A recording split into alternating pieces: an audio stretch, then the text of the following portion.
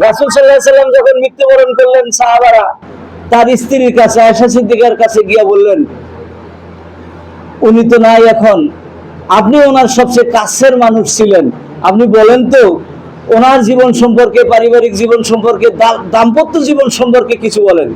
তখন আয়েশা সিদ্দিকা কি বলছিল তোমরা জানো? আয়েশা সিদ্দিকা বলছিল, কেন তোমরা কোরআন পড়ো নাই? কোরআনটাই হচ্ছে ওনার জীবনী, কোরআনটাই হচ্ছে ওনার টোটাল জীবনের আদর্শের সবকিছু সেখানে বলা আছে। সো আমরা যারা আজকে রাসূলের জীবনী নিয়ে তোমরা কুইজ প্রতিযোগিতায় অংশগ্রহণ করছো, একটু পরে তোমাদেরকে পুরস্কার দেওয়া হবে। যারা লেখালেখি লিখছো, আবৃত্তি করছো, রচনা লিখছো রাসূলের জীবন উপলক্ষে, এই রাসূলের গোটা জিন্দেগিটাই কি মহাগ্রন্থ আল কোরআন। এখন রাসূলকে অনুসরণ করতে হলে আমরা যারা এখানে মুসলমান, আমাদের প্রত্যেকের আদর্শ এবং অনুসরণীয় কে? হযরত মুহাম্মদ সাল্লাল্লাহু আলাইহি সাল্লাম, আমাদের প্রিয় নবী। উনি যদি আমাদের আদর্শ হয়ে থাকে, ওনার জীবন সম্পর্কে জানার জন্য, বোঝার জন্য এক নাম্বার তোমাদেরকে কি করতে হবে? আল কোরআন পড়তে হবে। সবাই তো কোরআন পড়তে পারো? পড়তে পারো না? কে কে হাত উঠাও তো একটু। আলহামদুলিল্লাহ, সবাই পড়তে পারো, শুকরিয়া। তোমাদেরকে অসংখ্য অসংখ্য ধন্যবাদ, তোমরা এই সুযোগটা পেয়েছো। আমরাও ছোটবেলায় পারিবারিক ভাবেই প্রথম কোরআন আমাদের হাতে খড়ি হয়েছে, কোরআন দিয়ে যাত্রা শুরু হয়েছে, আমরা মুক্তবে গেছি। এখন তো আর মুক্তবে যাওয়া লাগে না, ইসলামী ছাত্র শিবির তোমাদের জন্য হাত বাড়িয়ে দিয়েছে। তোমরা যেটাই শিখতে চাবে, কোরআন নিয়ে যত স্টাডি করতে চাবে, ইসলামী ছাত্র শিবির তোমাদের কি করবে? সহযোগিতা করবে না? অবশ্যই করবে। তাই আমি তোমাদেরকে বলবো, এই গরমের মধ্যে আমার বক্তব্য লম্বা করব না। আমার প্রথম নসিহা তোমাদের জন্য, এক নাম্বার, তোমরা কোরআন পড়বে। এই কোরআন জানার জন্য, বোঝার জন্য, কোরআন পড়া, কোরআন বুঝা, কোরআন আরেকজনকে বলা, এটা আমাদের জন্য কি ফরজ। নামাজ পড়া যেরকম ফরজ, কোরআন বুঝা এবং কোরআন পড়া এইরকমই আমাদের জন্য ফরজ। যারা পড়তে পারো শুকর আলহামদুলিল্লাহ। পাশাপাশি তাদেরকে বাংলা তাফসীর পড়তে হবে। আমাদের ছোট ছোট তাফসীর আছে, এই বইগুলা ছাত্র শিবির তোমাদেরকে দেবে, সেই বইগুলা পড়বে। পাশাপাশি রাসূলের জীবনী বই পড়বে, ছোট আকারে বই আছে, সেগুলা তোমরা পড়বা। অর্থাৎ রাসূলের জীবনের আলোকে আমাদের জীবনকে গড়তে হবে। এবং আর পারিপার্শ্বিক ভাবে আর কয়েকটা কথা তোমাদেরকে বলবো। এই সময়টাই হচ্ছে তোমাদের জীবন গড়ার সময়।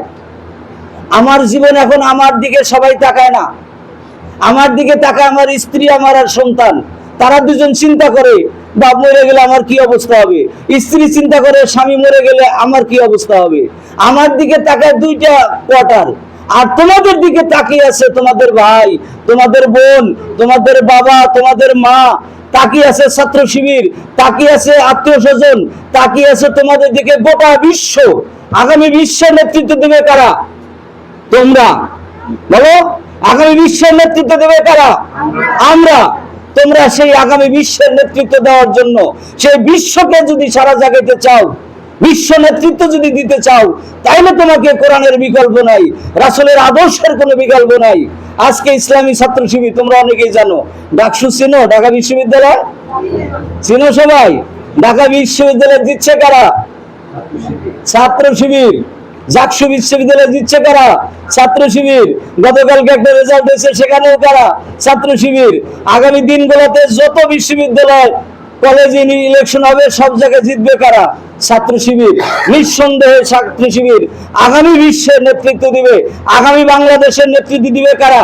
ছাত্র শিবির। সেই ছাত্র শিবিরে এসে তোমাদের যাদের হাতে খড়ি হইলো, তাদেরকে আমার পরামর্শ একটা দিয়েছি, কোরআন পড়বে, রাসূলের জীবনী পড়বে।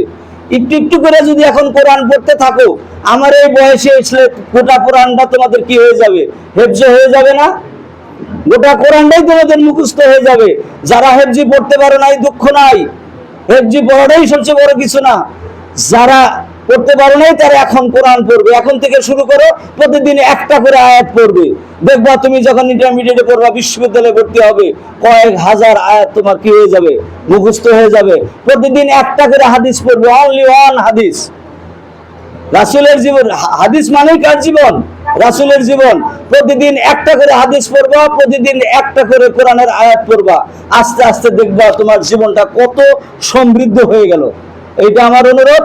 সর্বশেষ অনুরোধ করব, যেটা বলছিলাম, তোমাদের দিকে সবাই তাকিয়ে আছে, আমরা তাকিয়ে আছি। কাজে এই তোমাদের জীবন নিয়ে তোমরা সিনেমিনি খেলতে পারো না, খেলায় খেলায় তোমাদের জীবনটা নষ্ট করতে পারো না। প্রথম অনুরোধ রইল, মোবাইল পরিহার করবা। কার কার মোবাইল দেখার বেশি অভ্যাস আছে হাত উঠাও। আলহামদুলিল্লাহ, এর মধ্যে আমার ছেলেটাই একমাত্র মোবাইল খেলার বেশি অভ্যাস। তোমাদের কারোরই অভ্যাস নাই। তোমাদের শিক্ষা আমার সন্তান গ্রহণ করবে ইনশাল্লাহ। আমার একমাত্র সন্তান, বৃদ্ধ বয়সের ইয়াং সন্তান, শেষ বয়সের সন্তান নাবিউল বাড়ি তোমাদের এই প্রতিযোগিতায় অংশগ্রহণ করছে।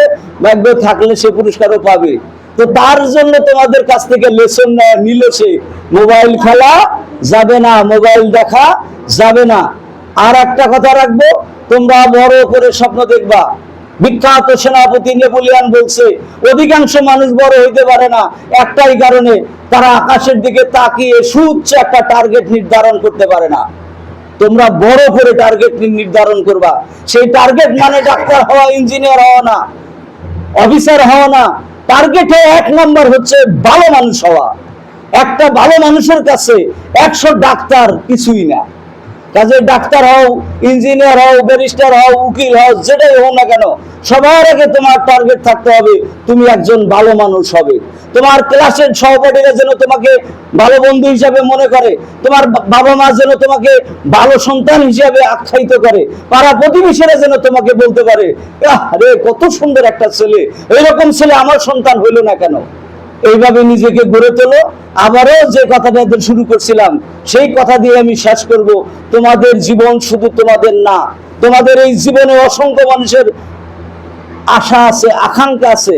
তাদের আশা আকাঙ্ক্ষার প্রতীক হয়ে তোমরা থাকবে এবং তোমার জীবনটাকে আল্লাহ রাসূলের রঙে রাঙিয়ে জীবনটাকে গড়ে তোলো। ধন্যবাদ, আল্লাহ হাফেজ।